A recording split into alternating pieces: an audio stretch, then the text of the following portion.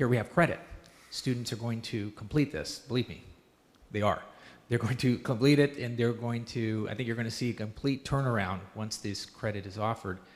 And I think the principal difference on economics are, it's like basic economics, it's really the marginal cost. The fact that these providers they don't have athletic teams, they don't have administrator salaries, they don't have, at least the administrator salaries we have in some cases at our campuses, they don't have the overhead burden cost.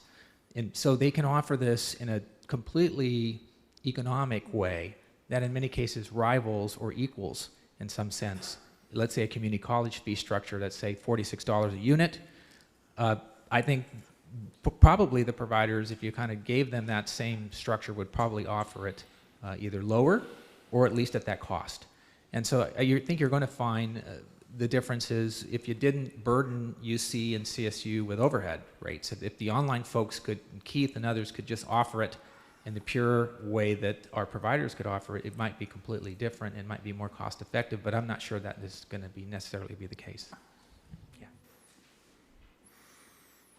I think Dean is right that overhead is one aspect of what makes us more cost effective, but I think the more fundamental component is that by moving away from the constraints of in-class instruction, we're now able to have a single professor, or in some cases a single professor with a small, very small team of 3 or 4 TAs, offer education to tens of thousands of people simultaneously at a very high quality. And so the marginal cost per student is now closer to $0 than it is to $1 until you start doing proctoring, which costs a little bit of extra money on top of that, which allows us to provide education, high quality education, at scales that have not been previously attempted. And I think that really is the biggest difference between what previously existed in terms of online education and what exists right now. And this speaks back to Sebastian's point. It's when you realize that you're teaching in an entirely new medium and you realize that you have to give up on some things that make face-to-face instruction good. For example, the ability to look people in the eye as you speak to them. You don't get that in an online format. But you give up on some things, but then you really optimize on other attributes that allow you to, in this case, address issues of scale, capacity, flexibility, engagement, and in many ways quality as well. And so you've given up on some things, but really optimized for others. Yeah. Here's a shocking number, which has been well publicized.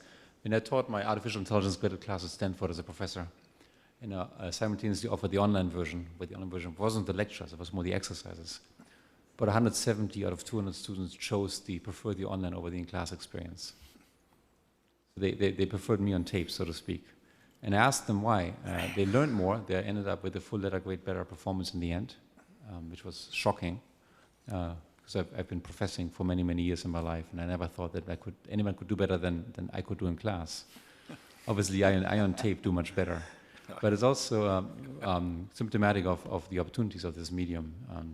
And the students vote with their feet. If they come, when they pay $40,000, $50,000 to see a Stanford professor every year, and they choose not to come. Okay, Jonathan Shapiro and then Jack Flanagan.